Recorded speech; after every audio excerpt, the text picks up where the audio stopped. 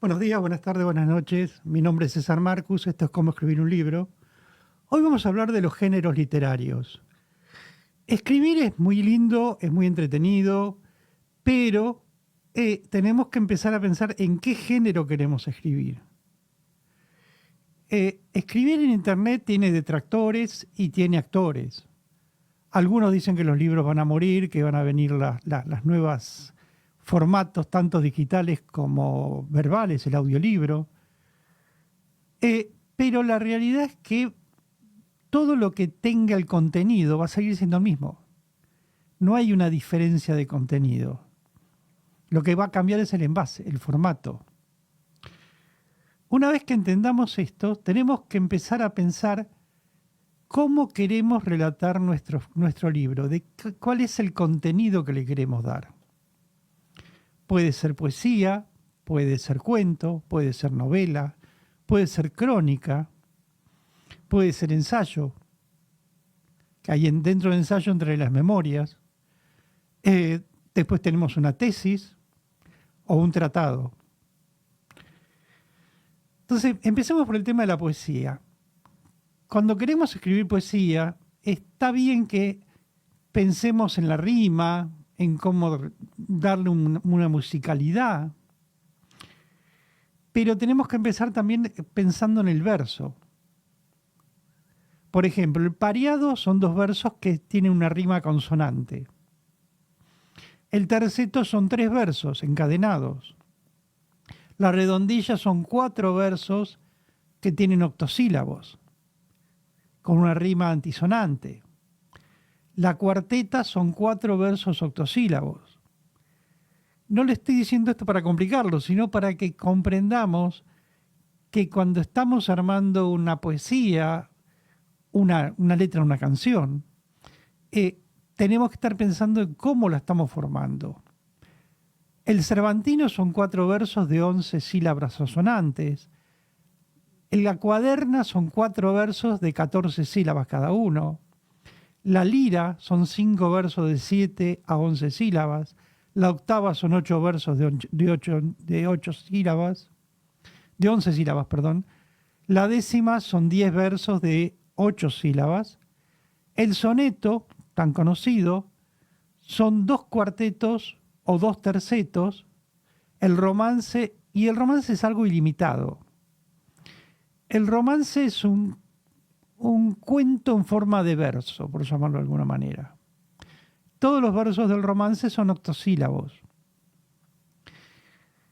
Por eso no es lo mismo escribir un soneto que una décima, ya que necesita menos. Por ejemplo, si uno escribe sonetos, va a necesitar más de 100 sonetos para hacer un libro, porque cada soneto son una página nada más.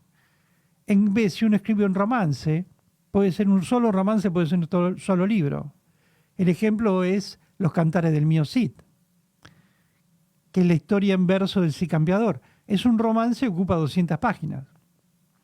Y es un solo verso donde cuenta toda la historia, imaginaria o no, del Cid Campeador. Vamos a ver el tema del cuento. El cuento es una narración breve, todos sabemos, que relata hechos reales o verídicos o ficticios.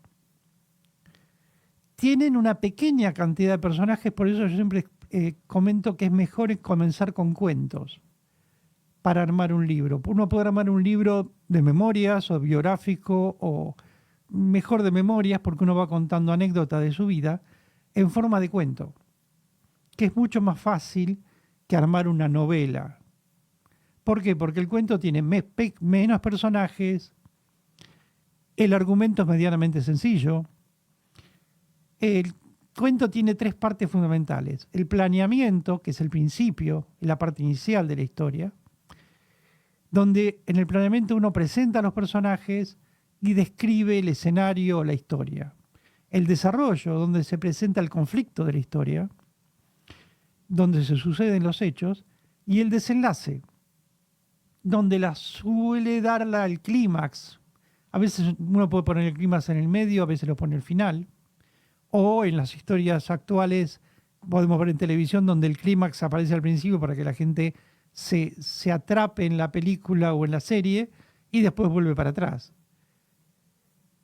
Queda un texto abierto donde por ahí el personaje puede ser tácito o no, pero el cuento es mucho más concreto, más fácil de escribir y con menos complicación de personajes. Después tenemos la novela. La novela es mucho más compleja y detallada.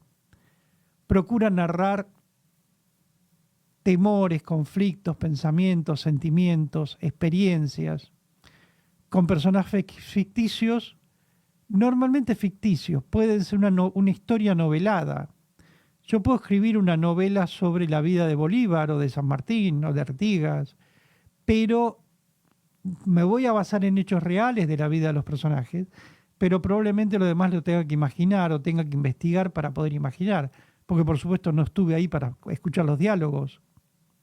Entonces, los diálogos que pueda tener va a ser o fabricados o escuchados de alguno que lo escuchó, que dijo, que lo transcribió. Entonces, tengo que entender que eso ya es ficticio.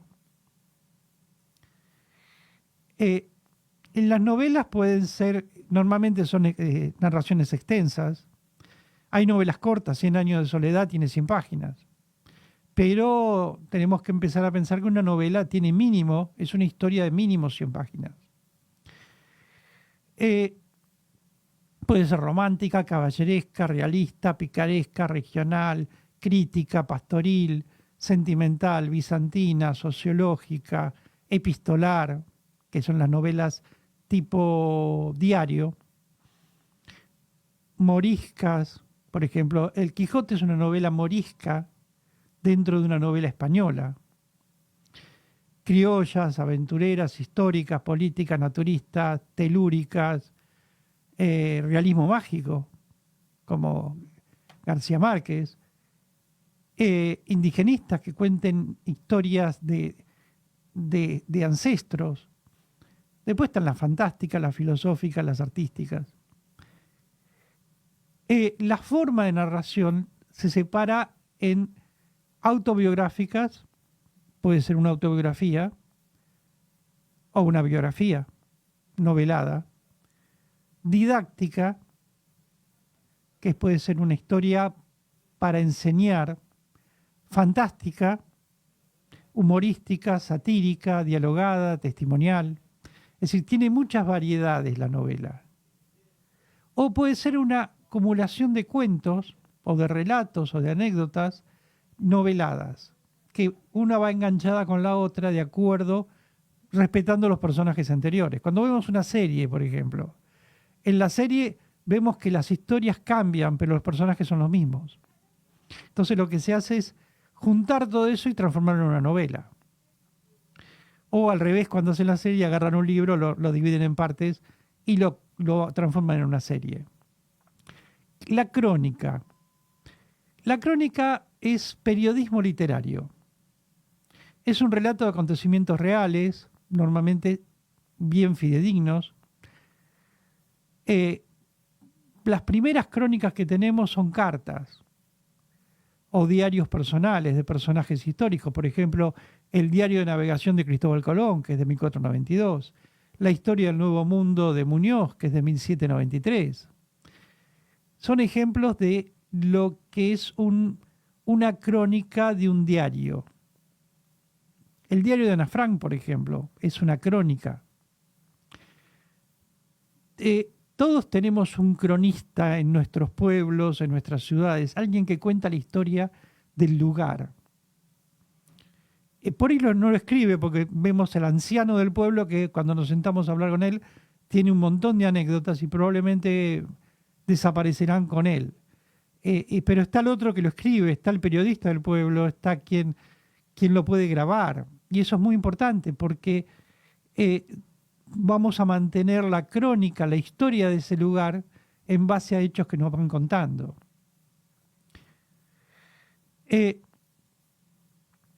Por ejemplo, uno de los cronistas muy importantes latinoamericanos fue Rubén Darío.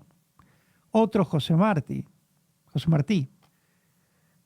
quizás fueron los más importantes. Después, por supuesto, eso es del siglo XIX. En el siglo XX tenemos García Márquez, Borges, Vargas Llosa, es decir, cronistas que por ahí en novelas o en historias cuentan lo que pasaba en su ciudad, en su pueblo. Como dice la frase, relata tu pueblo y retrasa el mundo. El otro género puede ser el ensayo. El ensayo es un género literario libre, no es imaginativo, permite desarrollar temas determinados de manera libre y personal, con opinión. Los ensayistas manifiestan ideas, opiniones, no se tienen por qué ceñir a la realidad. El ensayo no tiene una estructura rígida. Se basa en hechos investigados, pero después interpretados. No hay una documentación exigida.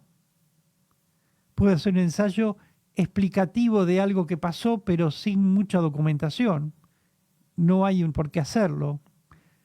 No es una tesis, una monografía. Y esa característica lo hace muy personal, le da libertad temática, no tiene una estructura definida, puede incluir citas de otros escritores o de otros filósofos, hace referencias, y el autor escoge el orden en que desarrolla el argumento. Y se dirige generalmente a un público muy amplio el ensayo. Muchos escritores, mayormente, yo diría casi todos los grandes escritores, hicieron ensayos en su vida. Escribieron ensayos porque son opiniones.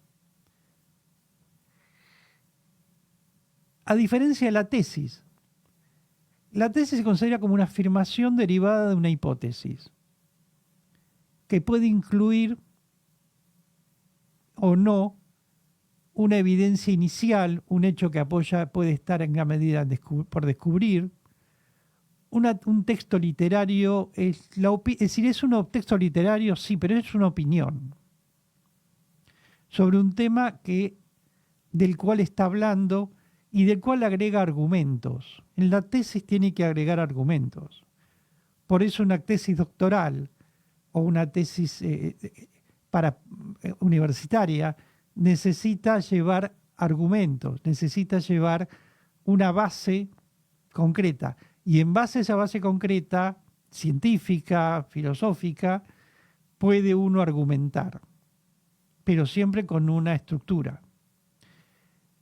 Los tratados es algo mucho más complicado porque es más científico, más matemático, más histórico, más filosófico,